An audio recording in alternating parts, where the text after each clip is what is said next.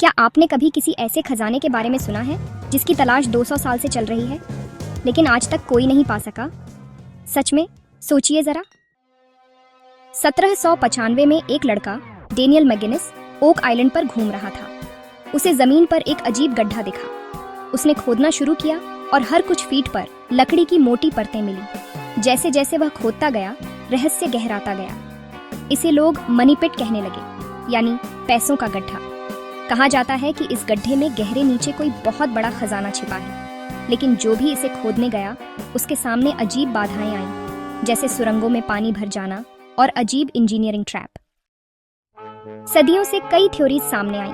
कुछ लोग मानते हैं कि ये समुद्री डाकू कैप्टन किड या ब्लैकबियर्ड का छिपाया हुआ खजाना है। कुछ का कहना है कि यहाँ स्पेनिश गोल्ड छिपा है, जो समुद्री लुटेरों ने यहाँ गाड़ा था। एक और थ्योरी है कि ये नाइट्स टेम्पलर या फ्रीमेसन्स का रहस्यमयी खजाना है, जिसमें प्राचीन दस्तावेज, सोना और शायद पवित्र ग्रेल यानी होली ग्रेल तक छिपा हो। और कुछ लोग तो यह भी कहते हैं कि यहाँ शेक्सपियर की असली पांडुलिपियां छिपाई गई हैं। अब सोचिए, कितना रोमांचक है ना ये सब। ओक आइलैंड पर खजाने की तलाश में कई अभियान चलाए गए, लेकिन हर बार कुछ न कुछ रहस्यमयी घटना हुई। खुदाई में अचानक बाढ़ आ जाना, सुरंगें धंस जाना और यहाँ तक कि कई लोगों की जान भी चली गई।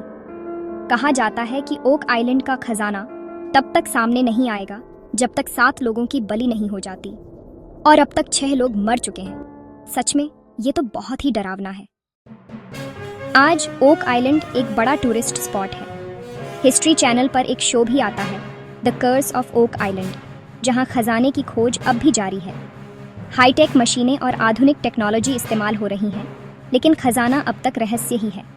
क्या सच में वहां सोने हीरे से भरे संदूक छिपे हैं, या ये सिर्फ एक मिथक है जो 200 साल से लोगों को आकर्षित कर रहा है? ये आज तक अनसुलझी पहेली है।